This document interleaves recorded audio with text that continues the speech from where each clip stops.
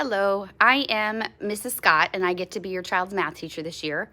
A little bit about me. This is my 26th year of teaching and my 16th year at Liberty.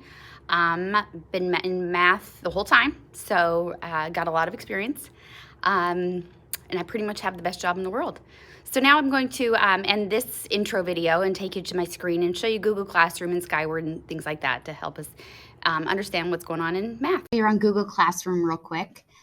As a student. So here is my daughter's account. So you go to the classwork tab in Google Classroom. You do have to ask them to sign on for you, or you can sign on using their credentials, which is their first dot last name at csd117.org, and then it's their birthday. So on Google Classroom, you can see that I always have the proficiency scale for the unit we're working on, and then daily grading scale, how I grade their pride scores, which they get each week, and then my syllabus here. I wanted to point out on the syllabus, there are two, if you want more in-depth understanding on what we're working on, there are hyperlinks in here to our standards and to the actual curriculum we're working on. And there's a parent site and a regular student site as well. So then each week you can see they've got a daily assignment each week. You can keep track of what they're doing. If they're absent, they can go in and complete that assignment and turn it in. Another thing I wanted to point out on classwork page is they have a con or Zern for each week. So it used to just be con, and then I realized there are some people struggling with con, and so we have individual goals for people. So you can ask your child, which you're working on. Are you working on con, or are you working on one of the bookmarked assignments in Zern? So that's each week's digital component. They should have time in class to get started on these things and work on them. Most kids do. If they're spending an inordinate amount of time at home working on their con or their Zern, let me know and we can set a different goal for them.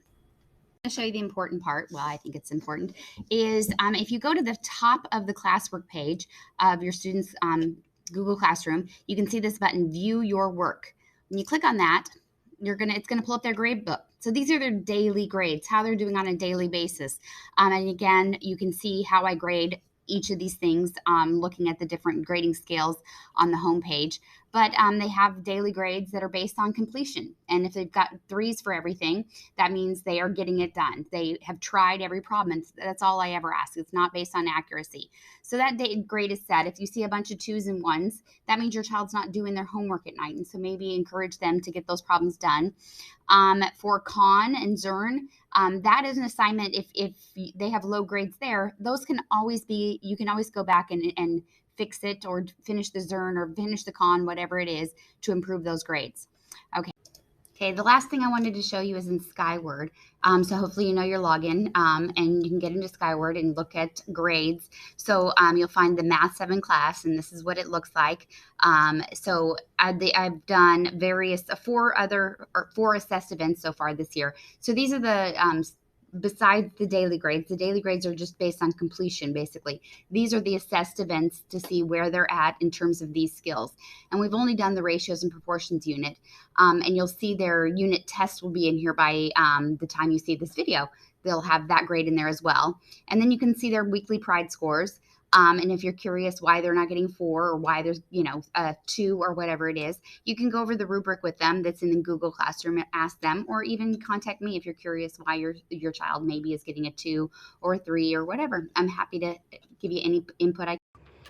Okay, so that's all I can think of for now. I want to emphasize the point that I mentioned in the first letter I sent home, that your child's mental health will always be more important to me than their math grade. So please reach out if your kid is struggling in any way. Let me know so I'm not too hard on them and I can help them out in any way I can. And if they're struggling in math, reach out to me also and let me know. We can talk about ways I can support your child better.